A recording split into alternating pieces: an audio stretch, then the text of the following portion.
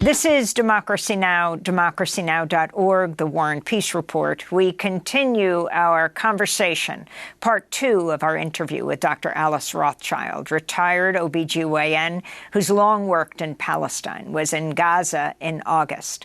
On Friday, Dr. Rothschild participated in a nonviolent protest to shut down the federal building in Seattle, where Democratic Senator Patty Murray of Washington has an office, urging the senator to call for an immediate ceasefire. Senator Murray, who represents Washington State and is chair of the Senate Appropriations Committee, released the following statement last week. She said, quote, "Like so many, I've watched as the Israel-Hamas war has intensified. I continue to believe that Hamas must be held accountable for the horrific terrorist attack it launched against Israel, and I fear for the innocent families caught in the crossfire, from the Israeli civilians brutally attacked and taken hostage to Palestinian civilians who are in the midst of an escalating and increasingly dire humanitarian crisis. Millions of lives are at stake. I believe hostages taken by Hamas must absolutely be released and returned to their families safely. And I believe a humanitarian pause in the fighting is necessary to save civilian lives and allow critical humanitarian aid to reach innocent Palestinian civilians in Gaza." Again, that's the statement of Washington Senator Patty Murray. For more, we're joined by Dr. Alice Rothschild, who's on the steering committee of Jewish Voice for Peace Health Advisory Council, providing frequent updates on the deteriorating medical situation on the ground in Gaza. She's also the mentor liaison for We Are Not Numbers and on the board of the Gaza Mental Health Foundation. Thank you so much for staying with us, Dr. Rothschild. I wanted to first get your comment on what Senator Murray has just said. She's for a humanitarian pause, but has stopped short of supporting a ceasefire. Your response? So what I would say is that a war crime does not justify a genocide. And I have a great deal of difficulty with the concept of a pause. In my mind, it seems that you stop the bombing and you feed people and you give them some water and then you continue bombing them. And that doesn't seem like a reasonable foreign policy to me. It's very clear that the Israelis are not attacking Hamas, they are attacking Gaza. And I think Senator Murray understands the level of humanitarian catastrophe, and it is her ultimate responsibility to call for a ceasefire now and humanitarian aid, and then ultimately addressing the root causes. I mean, Hamas is an organization that has an ideology of resistance. And the ideology of resistance was born out of Palestinian suffering, siege, occupation, and all of the assaults that Israel has committed. And if you want to get rid of that ideology, then you have to address the root causes that create the need for resistance, because Palestinians will always resist if they're being so brutally oppressed. So what would a ceasefire look like? What would be the chronology? What would the chronology of a ceasefire be? You know, I'm a physician and not a politician, but it seems that if the Israelis stopped the bombing and there were negotiations with the Hamas leaders to stop their attacks, that it would be possible to then negotiate a prisoner exchange between the hostages and all the political prisoners that are in Israeli jails, and that this kind of backroom negotiations have happened before. Israel has released prisoners before, and that would be the first step towards moving forward. And then at the same time, there has to be a massive humanitarian relief. Of course, there are those negotiations going on behind the scenes in Qatar. I was watching the Qatari Foreign Ministry spokesperson, though, this weekend saying, to say the least, the attacks right now on Gaza are jeopardizing these negotiations to release the hostages. Right.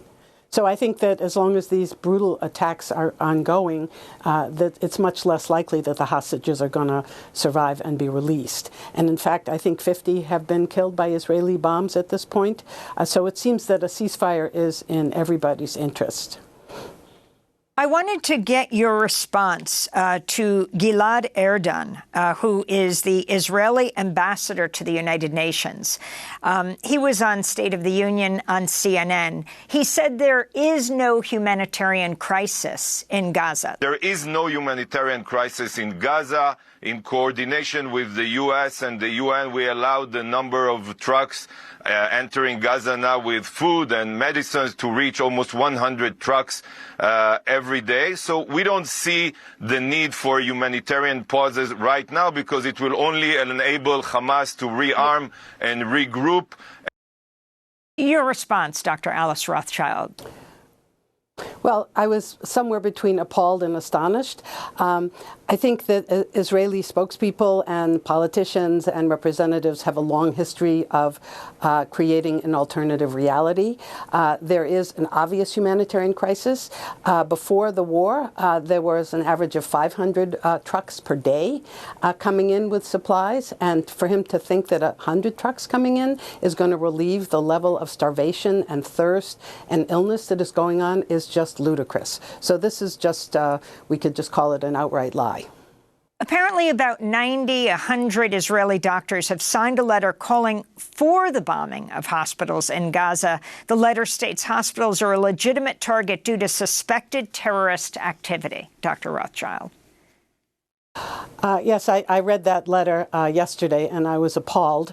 A statement like that is a violation of the Hippocratic Oath. It's a violation of an oath that the doctors in Israel take that's only it's done in Israel. It's outrageous, and it's a reflection of the tone in some of Israeli society. I mean, there are a whole group of rabbis who said that it's okay to bomb Shifa Hospital, which is the most important hospital in Gaza. So this sentiment is appalling, it's immoral, and it's illegal.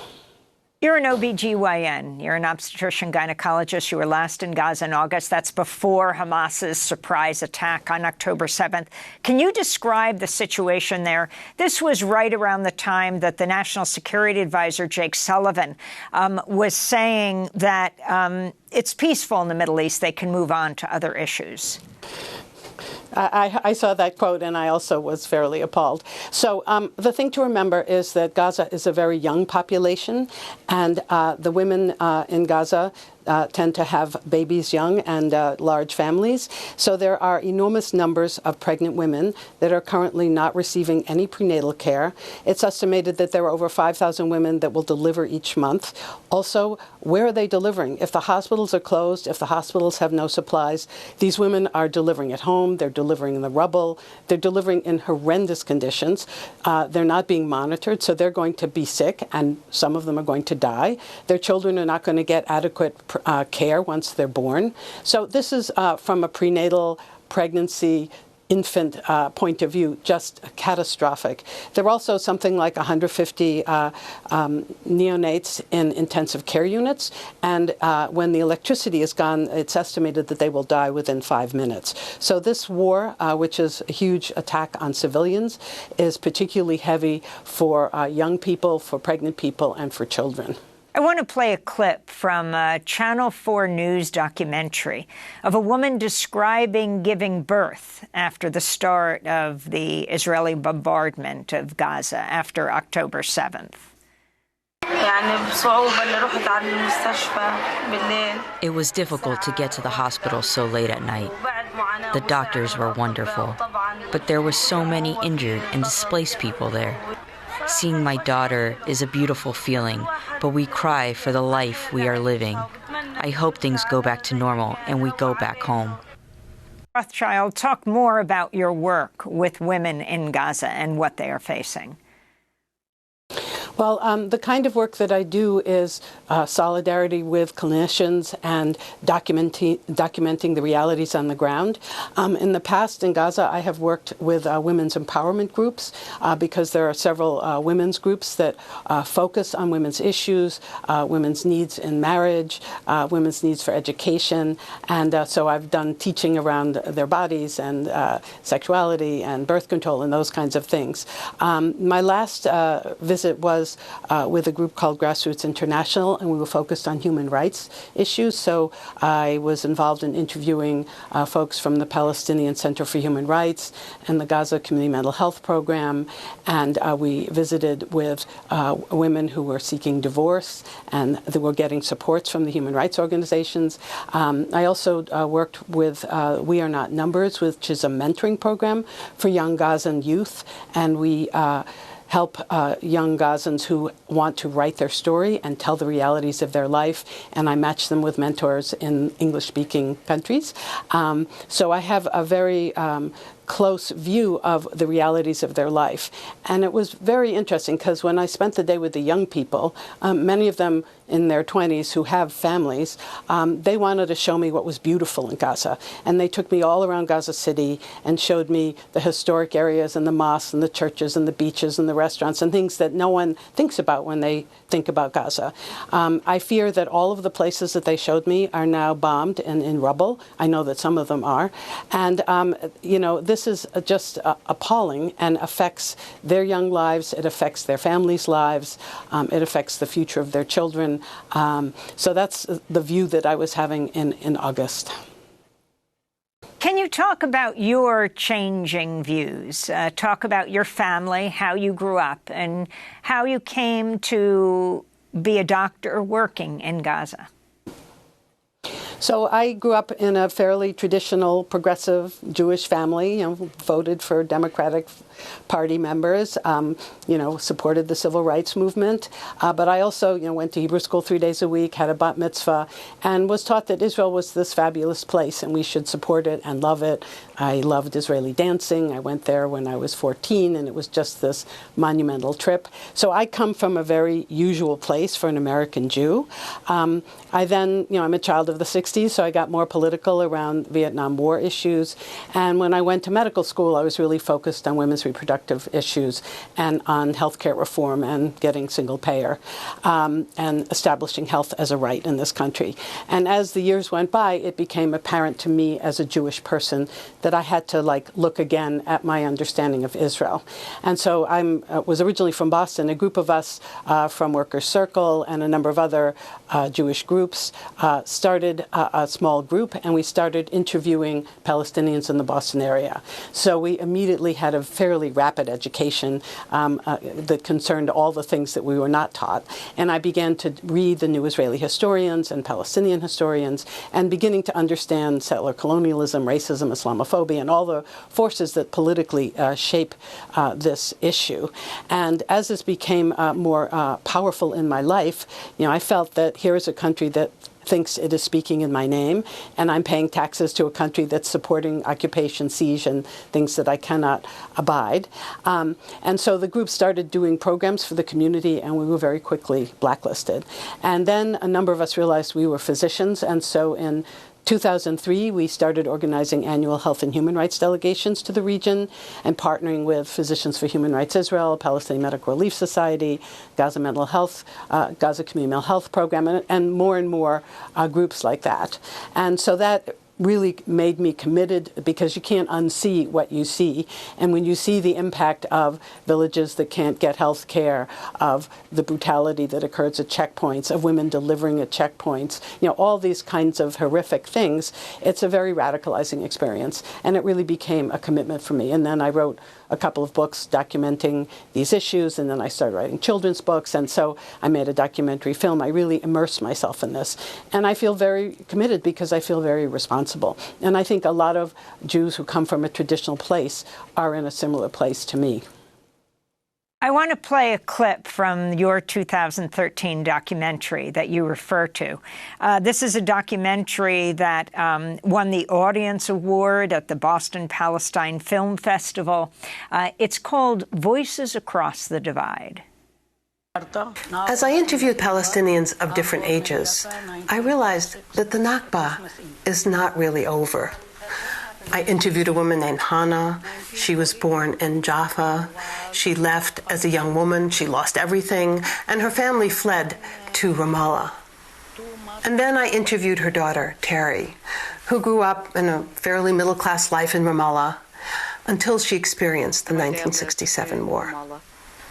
The story of the Nakba was a story for my sisters and I till 1967. It was my grandfather's story, it was my mother's story, it was a trauma, but when you're a child, you don't understand it. So in 1967, it stopped being a story. Israel struck Egypt, and it was war. So let's place you, 67, you're in Ramallah, I'm in Ramallah. You're how old? 10 years old. You're going to Catholic school. Catholic school. Life is wonderful. There's nothing wrong. And all of a sudden, I would call it the transformation from childhood to hell. That's Voices Across the Divide, 2013 documentary film produced by our guest, Dr. Alice Rothschild, and the importance of making this film and your message in it. Well, I was motivated to make this film because when I was doing book touring, if there were Palestinians in the audience, they would stand up and want to tell me their story. And I felt that there were these huge numbers of stories that people brought to the United States that really needed to be heard. And I was struggling with how can I reach out to both the Jewish community and also to communities that just don't know. And so I put together a film basically tracing the history of the region, but doing it through the personal stories of Palestinians. And so that was a way to invite people into the conversation and then to explore the more deeper issues and the consequences of the Nakba and the Naksa in 67 and dispossession and boycott and the kinds of things that people talk about, but to put it all in one film that is done uplifting voices of Palestinians, because Palestinians are not voiceless, they're just not being heard. And I felt that with my privilege as a Jewish person that it was my responsibility to uplift these voices, and it seemed that creating this documentary could help bring the conversation forward. And it's interesting to me that, it was an independent film. I'm a physician. I'm not a professional filmmaker. But every year around the Nakba, all sorts of groups start showing it again, and I get asked to talk about it. And so it keeps living on because it's a history that's very important to understand. Finally, Dr. Rothschild, do you feel like American opinion, and particularly the polls that show young American Jews, are changing their views, especially in the face of what's happening today? Yes, what we see in the American Jewish community is that when you get to generations that are younger than me, for instance, there is increasing response to the problems with Israeli policy, and there's increasing sympathy for Palestinians. And, the American Jewish community traditionally has been fairly progressive-minded. We supported the labor movement. We supported the women's movement. We were part of the civil rights movement. That is part of our history. And so it's very difficult for young people to be proud of that and then to say, well, but there's an exception when it comes to Palestine. Or there's an exception when we look at the right-wing fascistic kind of Israeli leaders that have developed over the years. And young people are not standing for it. And so I think this is a very positive development, and it will make it more and more difficult for the mainstream Jewish community to stand with Israel right or wrong, because clearly they're on the wrong side of history at this moment. Well, I want to thank you very much for being with us. Dr. Alice Rothschild, a retired OBGYN who's long worked in Gaza, last in Gaza in August. On Friday, she participated in a nonviolent protest to shut down the federal building in Seattle, where Democratic Senator Patty Murray of Washington has an office, urging the senator to call for an immediate ceasefire. Dr. Rothschild is on the steering committee of Jewish Voice for Peace Health Advisory Council, providing frequent updates on the deteriorating medical situation on the ground in Gaza. To see part one of our discussion, go to democracynow.org. I'm Amy Goodman. Thanks for joining us.